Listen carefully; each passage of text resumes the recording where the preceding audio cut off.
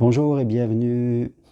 Avoir peur d'être quitté tue l'amour et fait en sorte que l'autre nous quitte. Voilà un paradoxe qui est intéressant à rencontrer pour toutes les personnes qui souffrent dans leurs relations amoureuses ou pour toutes les personnes qui sont seules et qui n'arrivent pas à trouver les bonnes personnes. Vous me connaissez, je suis Germain Roncaré, je suis formateur en formation individuelle pour tous ceux qui veulent devenir psychopraticien ou coach de vie et je propose le 14 et 15 septembre un stage qui va être dédié sur la marche ici à Montpellier, mais sur l'amour. Voilà. Marcher pour mieux aimer, marcher pour mieux comprendre. Ici, pendant 2 jours, 14 et 15 septembre, je suis en train de revoir le programme. Si vous êtes intéressé, écrivez-moi, je me ferai un plaisir de vous l'envoyer. Ça va être fini à la fin de la semaine. 14 et 15 septembre, marcher pour mieux aimer. Alors, qu'est-ce que ça veut dire? Je dirais que à l'origine de nos rencontres amoureuses, nous aimons quelqu'un parce que nous sommes attirés par une personne, parce que il y a un désir, on se séduit, on est dans ce qu'on appelle le cerveau reptilien. Il y a de l'adrénaline, de l'endorphine, et tout cela crée, je dirais, une relation de charme. Après, bien sûr, on vit à 2, on organise sa vie avec tout ce qu'il faut faire. La maison, il y a le cartésien qui vient, on achète des maisons, des voitures, tout ce que vous voulez. On fait tout cela et quelquefois, on a tendance un petit peu, à s'endormir et on oublie un petit peu l'énergie qu'il y avait au départ, cette fameuse énergie du reptilien, de la séduction, qui crée, en tout cas la sérotonine, l'adrénaline qui est vraiment, les l'énergie de la séduction, de la sexualité. Et là, quand on commence à rentrer, dans cette phase où on est un peu monsieur et madame tout le monde dans la vie de tous les jours, quelquefois l'énergie change et certaines blessures que l'on a de l'enfance peuvent réapparaître. Par exemple, comme la blessure, de l'abandon, même si, hein, c'est juste un petit peu, la blessure de la non-reconnaissance. Et on peut se retrouver dans une situation où une personne, alors qu'elle était seule, elle a réussi à être en couple, tout d'un coup, elle est contente d'être en couple et après, elle est impactée par la peur de perdre ce qu'elle a. Hein. Elle change d'énergie. Elle était dans l'énergie du désir, elle passe dans l'énergie de la peur.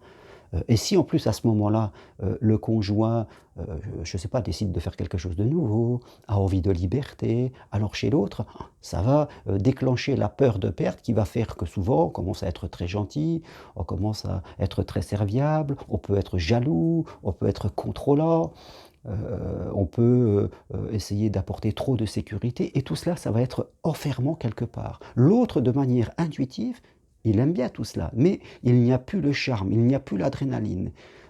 Et si celui qui a peur commence à avoir encore plus peur parce que l'autre est en train de le titiller, est en train de le bousculer pour qu'il réagisse quelque part, et si vous réagissez, vous toujours en étant trop gentil, tout à la fin, c'est presque assuré que c'est la séparation. Parce qu'on ne peut pas combler, je dirais, ce côté reptilien que l'on a en nous, ce côté désir, ce côté adrénaline, par de la sécurité et par du matériel et par du contrôle. C'est un non-sens. Donc, quand est-ce qu'on voit ce genre de déconnexion qui fait entre deux personnes qui peut engendrer un divorce, une séparation? Oui, eh bien c'est quand un des deux tombe vraiment dans cette peur d'être quitté, avec tous les comportements non adaptés qui, en fin de compte, détruisent. Ce sont des mauvaises solutions.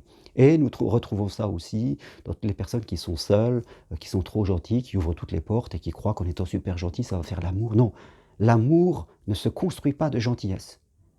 Il en faut, mais ce n'est pas ça l'amour.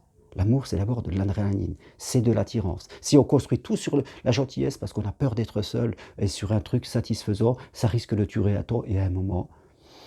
Même si on cherche la gentillesse, on va tous aborder parce que ça ne nous suffit plus. Donc, c'est important dans une relation de toujours avoir une personnalité, de garder sa personnalité. Parce que c'est ça qui fait contrepoids. Je veux dire, quand on est deux êtres qui sont ensemble et qui en même temps ne s'appartiennent pas. Et que le fait qu'ils peuvent être séparés fait qu'on reste ensemble. Voilà. La peur de perdre l'autre fait qu'on reste ensemble. Ça crée cet échange fructueux qui crée l'adrénaline et qui fait qu'on a une superbe relation amoureuse. Alors si vous êtes en couple et que vous sentez que votre conjoint commence à avoir trop peur, il va falloir l'inviter à travailler sur lui, peut-être en venant faire une marche avec moi ou en passant le week-end du 14 et 15 septembre. Si c'est vous qui êtes dans cette peur, eh ben, là aussi, je vous invite à bosser sur vous parce que sinon, ça risque de mal se passer. Si vous êtes seul et que vous rencontrez toujours les mauvaises personnes, là aussi, investissez sur vous pour retrouver une certaine assise, une estime de vous, qui vous êtes, et là, après, vous aurez des relations plus authentiques, plus justes. Mais il faut sortir de ces dépendances affectives, de cette peur de manquer, de ces jalousies qui ne sont que des destructeurs d'amour. Voilà ce que je voulais simplement partager avec vous. Si vous voulez qu'on aille plus loin, venez me voir à titre individuel, venez à mon stage du 14 et 15 septembre. Et toutes les infos vont être bientôt sur mon site et vous pourrez aller voir aussi sur mon site germainroncari.com. Vous voulez des infos, le programme, écrivez-moi à l'adresse roncari.g@gmail.com. Ça sera en commentaire en dessous de la vidéo. Merci à vous d'être là, de regarder mes petites vidéos très simples. Je vous dis à très bientôt. Merci. Au revoir.